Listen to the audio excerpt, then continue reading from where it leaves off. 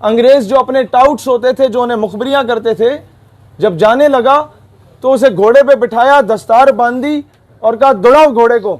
जब वो घोड़ा साहब दौड़े ना तो मगरिब तक, सुबह का सूरज तुलू हुआ और दौड़ता गया, मगरिब तक 83 गांव है, 84 गांव है, 50 गांव है, 60 गांव है, जहां तक वो घोड़ा दौड़ा था वहां तक की सारी जमीन उस बंदे को दे दी। वो जो उनका चेला होता था अंग्रेजों का, उनके जो कुत्ते नहलाता था, उसको दे दी और कहा तुम यहाँ के नवाब हो गए, सर पे दस्तार बांध दी। तो ये जितने नवाब बडेरे जिनके हम गिटों में बैठ के कौम के ज़मीर को 5 साल के बाद बिरयानी की प्लेट पे बेच देते हैं ना, ये वही थे जिन्होंने हुक्के भरे थे। ये वो थे जो अंग्रेज़ों की मैम साहब के सामने पगड़ी पहन के और दाढ़ी रख के, दाढ़ी और पगड़ी को बेचा था इन बदबख्तों ने।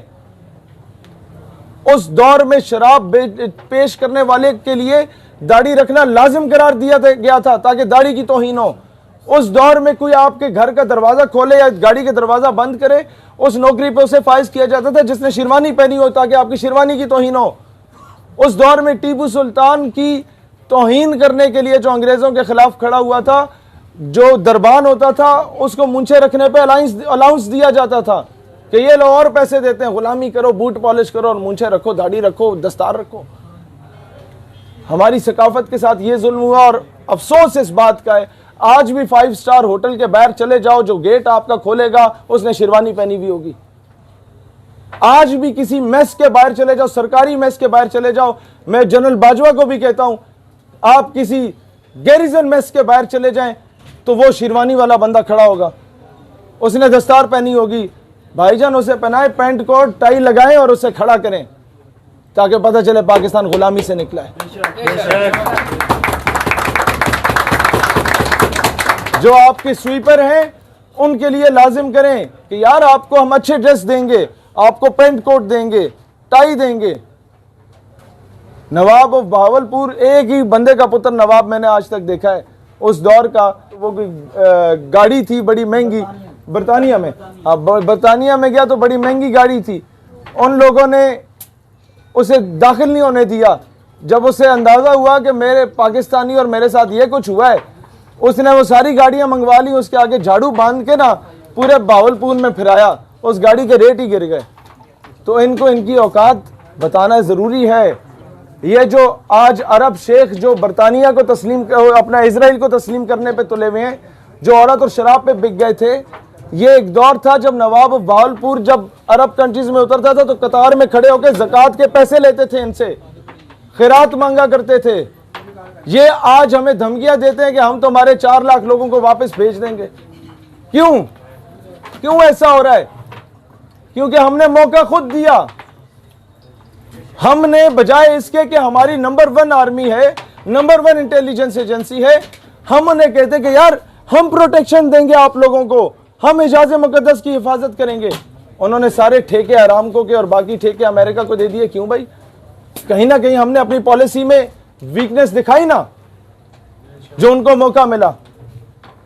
अब तो यह भी सवाल करना पड़ेगा कि जनाब इस्लामिक मिलिट्री अलायंस बने हुए भी 2-2.5 साल हो गए हैं, वो जहाजों का रुख जो करतब दिखाता रहता है वो फलस्तीन या कश्मीर की तरफ क्यों नहीं हुआ? हमारे टैक्सों पे पलने वाले बड़े बड़े अलायंस पूरी उम्मत के टैक्स पे पलने वाले, क्या उसका फायदा क्या है?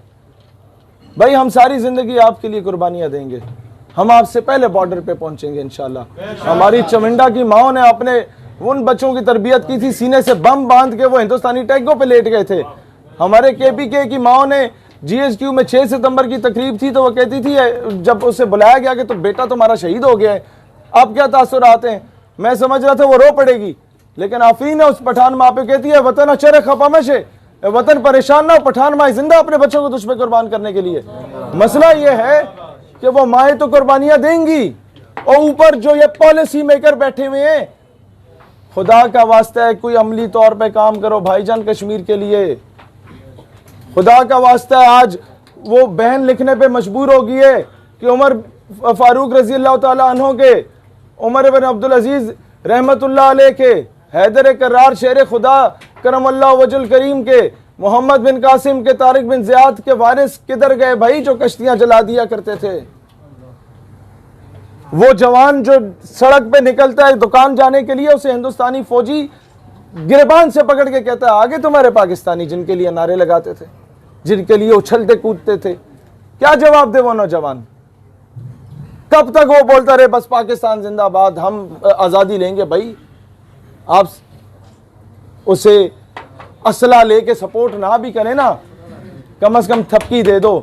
कम से कम अमेरिका को यह बताओ कि भाईजान भगत सिंह अगर फ्रीडम फाइटर है, कमांडर बोसे अगर फ्रीडम फाइटर है, अगर ये ची गुवेरा फिडेल कास्ट्रो अगर फ्रीडम फाइटर है, तो बुरहान वानी भी फ्रीडम फाइटर है भाईजान।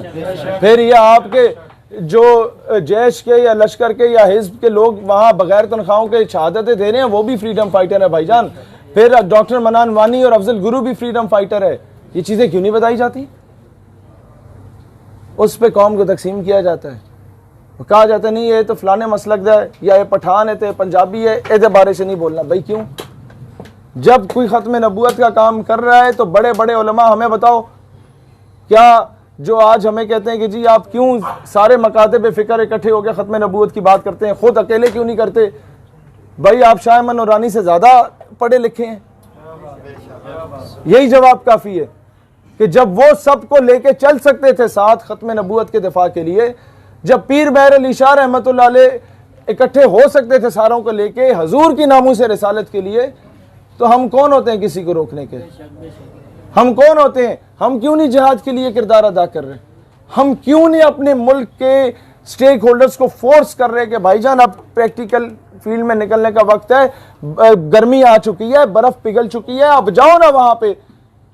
मैंने तो इन्हें पहले भी कहा था जब इन्होंने एक गाने बजाए थे, ढोल मारे थे कि इंडिया जा जा कश्मीर से निकल जा, मैंने कहा नहीं निकलेगा, एक और गाना बनाओ, इंडिया दफा हो जा कश्मीर से निकल जा, शायद निकल जाए।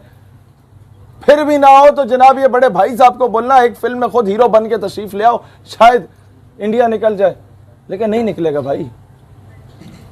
बेच कर तलवारें खरीद लिए मसल्ले हमने, बेटियां लुटती रहीं और हम दुआ करते रहे।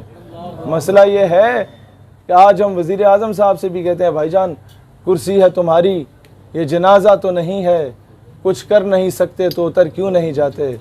अल्लाह वतन को जो मेरे लूट रहे हैं, ये देश के गद्दार हैं, मर क्यों नहीं जाते?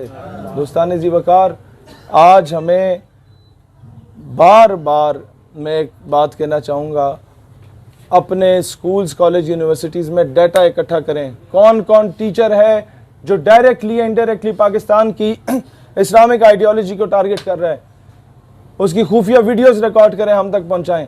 हमें यूनिवर्सिटी बंद भी करनी पड़ी ना, उसे यूनिवर्सिटी से निकालने के लिए हम करने को तैयार होंगे, मैं वादा करता हूं। हम ये चीज़ बर्दाश्त नहीं करेंगे कि कोई टीचर जहां एक माशरे को संवारने वाला टीचर होता है, वहीं उस माशरे को बिगाड़ने वाला भी टीचर होता है। जहां उसे फूलों के गुलदस्ते पहनाने चाहिए, वहां जूतों के हार का भी वो मुस्तहिक है, अगर इस कौम के दिल से इसके मुस्तफ़ा की तड़प को निकालने की कोशिश कर रहा है। सैयदी मुर्शिदी या नबी या